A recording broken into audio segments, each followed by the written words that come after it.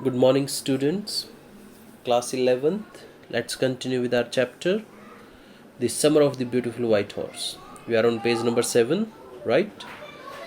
So, dear students, till now we have discussed that how did both Aram and Murad they enjoyed horse riding, and now what happened finally, that Aram came to know that the horse which had been kept in the barn that belongs to John Byro.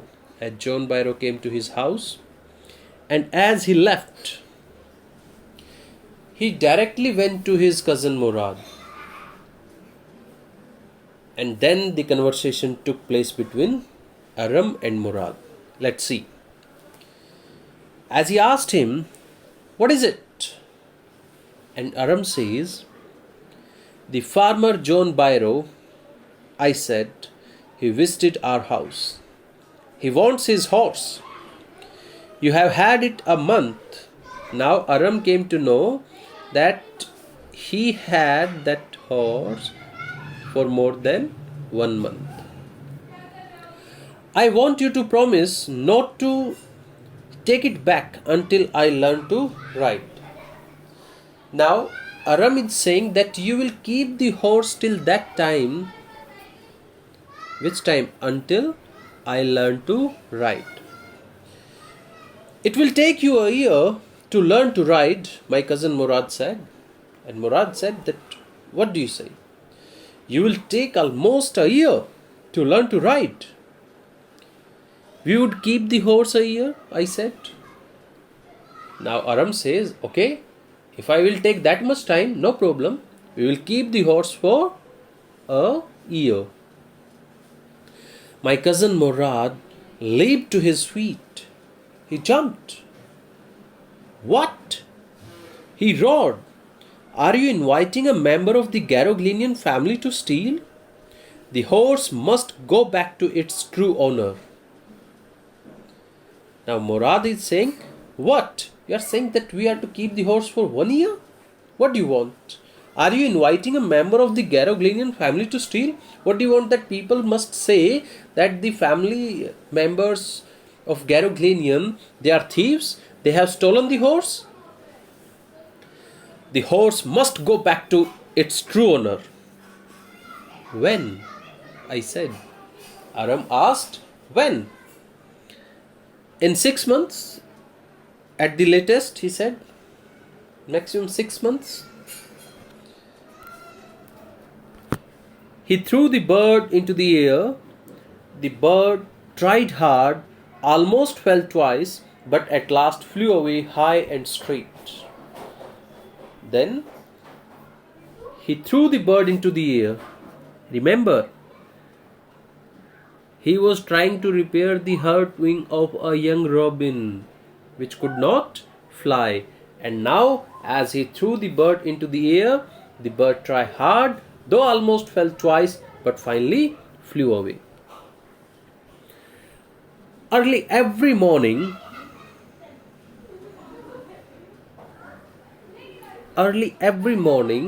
for 2 weeks, my cousin Murad and I took the horse out of the barn of the deserted vineyard where we were hiding it and rode it. Early every morning for 2 weeks. What they did? They followed the same process. They took the horse out of the barn of the deserted vineyard where they were hiding it and rode, and again they used to hide the horse there. And every morning the horse, when it was my turn to ride alone, leaped over the grapevines and small trees and threw me and ran away. Every time, whatever the situation with Aram in the beginning, the same situation remained for 2 weeks. Whenever it was Aram's turn, the horse jumped and threw him away and ran away. Nevertheless, I hoped in time to learn to ride the way my cousin Murad rode. I hoped in time to learn to ride the way my cousin Murad Nevertheless, one morning, on the way to Fatwazian's deserted vineyard, we ran into farmer John Byro, who was on his way to town. Now one day they met the farmer John Byro. "Let me do the talking," my cousin Morad said. "I have a way with farmers." So he asked Aram that he won't say anything. Let me talk to him. I have a way with farmers as well. "Good morning, John Byro," my cousin Morad said to the farmer. My cousin Morad said to the farmer, "Good morning, John Byro." The farmer studied the horse eagerly. The farmer studied the horse eagerly. And then he replied, "Good morning, son of my friends." He said, "What is the name of your horse?" See, here, what do you mean that the farmer studied the horse eagerly? It means somewhere he was thinking that the horse is just like mine. That's why. And now, still he is asking, "What is the name of your horse?" "My heart," my cousin Morad said in Armenian. In Armenian, Morad replied that the name of my horse is my heart. "A lovely name," John Byro said, "for a lovely horse. I could swear it is the horse that was stolen from me many weeks ago. May I look into his mouth?" It's saying, I could swear it is the horse that was stolen from me many weeks ago. May I look into his mouth?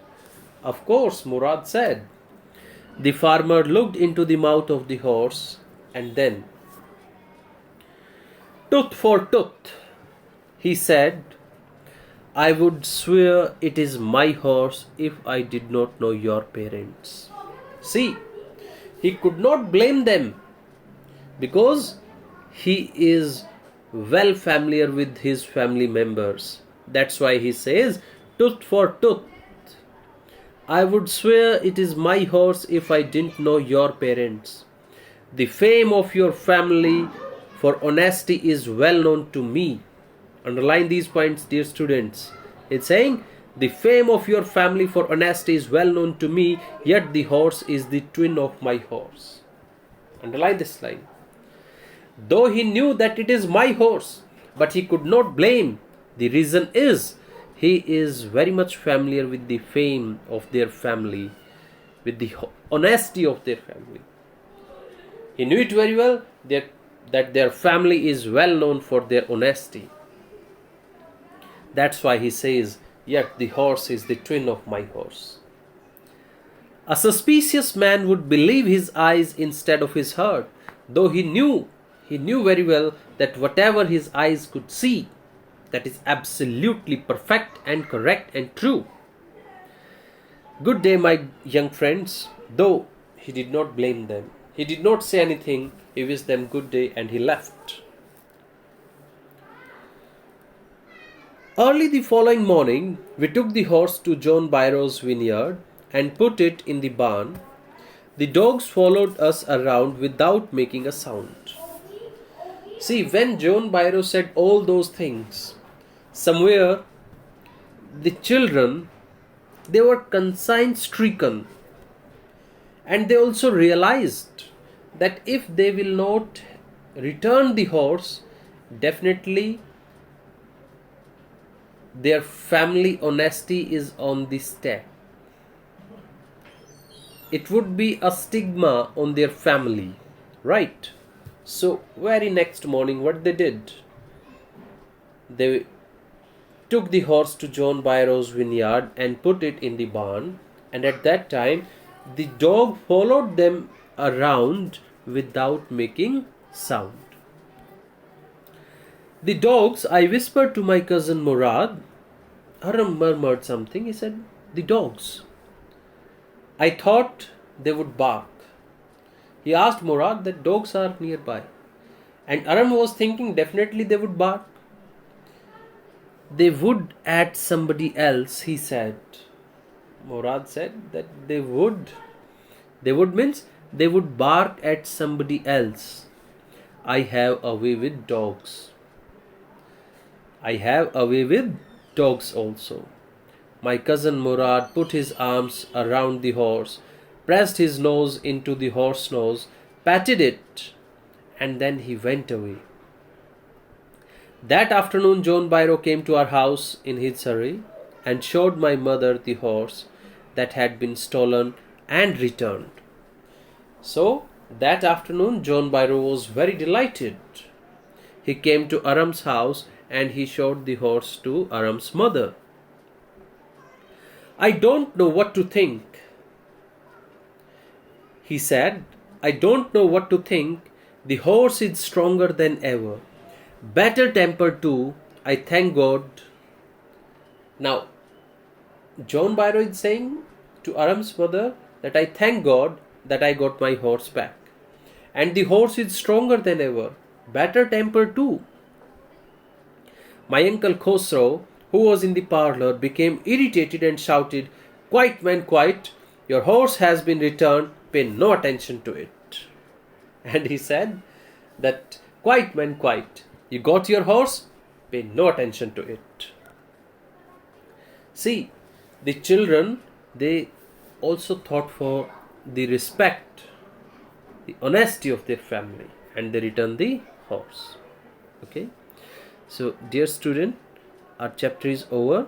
Now, let's discuss the question answers of the chapter. Look at the first question, students.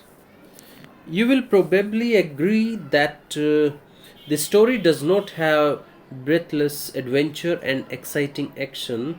Then what, in your opinion, makes it interesting? See, it's a very simple story, right? As I would say that it is very straight and engaging narrative. It keeps moving very smoothly. But such a narrative technique suits the easygoing characters of the narrator, like Murad and Uncle Khosrow. These are the characters which makes the story very interesting. Okay, moreover, I would say that the working of young children's mind make this story very interesting, right? Their thoughts, their desires and longing for horse riding. Though Murad, he was well aware of their poverty and background, but still he tried to achieve what they want,